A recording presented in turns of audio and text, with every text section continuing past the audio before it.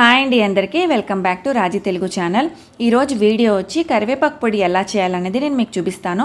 నాకు తెలిసిన విధానంలో మీకు చూపిస్తున్నాను, తప్పకుండా ట్రై చేయండి, చాలా బాగుంటుంది. సో దానికి కావాల్సినవి కరివేపాకు.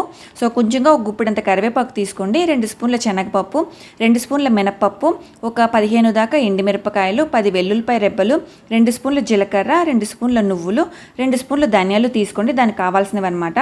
సో ఫస్ట్ స్టవ్ ఆన్ చేసి దానిపైన ప్యాన్ పెట్టుకొని కరివేపాకు అనేది కొంచెం ఫ్రెష్గా తీసుకోండి. ఎక్కువగా రోస్ట్ చేయొద్దు. సో లైట్గా ఫ్రై చేసుకుంటే చాలన్నమాట. మంచిగా లైట్గా ఫ్రై చేసుకోండి, ఎక్కువ రోస్ట్ చేసేసుకోకండి, బాగా నల్లగా మాత్రం రోస్ట్ చేసుకోవద్దు. సో నెక్స్ట్ కొంచెంగా మళ్ళీ ప్యాన్ పెట్టుకొని కొంచెంగా ఆయిల్, ఒక 1/2 స్పూన్ ఆయిల్ చాలు. అందులో శనగపప్పు అన్నది ఫస్ట్ మీరు బాగా ఫ్రై చేసుకోండి.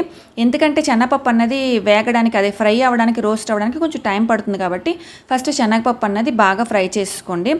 మా అమ్మ చిన్నప్పుడు చెప్తూ ఉండేదండి, కరివేపాకు తిను, జుట్టు బాగా ఊడకుండా నీకు గ్రోత్ అవుతుందని చెప్పేసి. దాని అర్థం ఏంటో నాకు ఇప్పుడు అర్థమైందనమాట. అందుకనే ఈ కరివేపాకు పొడి అన్నది నేను చేసుకొని తింటున్నాను. అప్పుడు చెప్తుంటే వినలేదు. సో ఇప్పుడు మళ్ళీ అదే చేసుకుని అదే కరివేపాకు పొడి అన్నది చేసుకుంటున్నాను, నా జుట్టు కోసం, నా స్కిన్ కోసం అని చెప్పేసి. సో మీరు కూడా తప్పకుండా ట్రై చేయండి. బాగా శనగపప్పు అన్నది బాగా ఫ్రై అయిపోయిన తర్వాత సో జీలకర్ర, ధనియాలు, మినప్పప్పు, నువ్వులు ఉన్నాయి కదా, అవన్నీ కూడా బాగా రోస్ట్ చేసుకోండి. ఆ తర్వాత ఎల్లుల్లిపాయలు, ఎండుమిరపకాయలు కూడా వేసుకొని బాగా రోస్ట్ చేసుకోండి.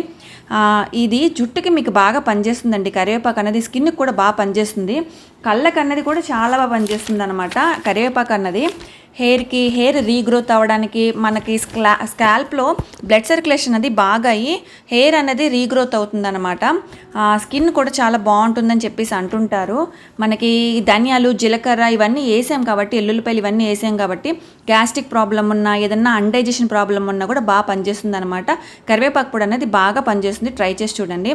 సో ఫస్ట్ బాగా అన్నీ రోస్ట్ చేసుకొని ఇవన్నీ ఫస్ట్ మనం మిక్సీలో వేసుకొని బాగా మనం మిక్స్ చేసుకోవాలన్నమాట.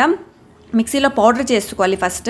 ఈ శనగపప్పు, మినప్పప్పు ఇవన్నీ ఫ్రై చేసుకున్నాం కదా, ఇవన్నీ ఫస్ట్ వేసుకొని మీరు పౌడర్ చేసుకోండి.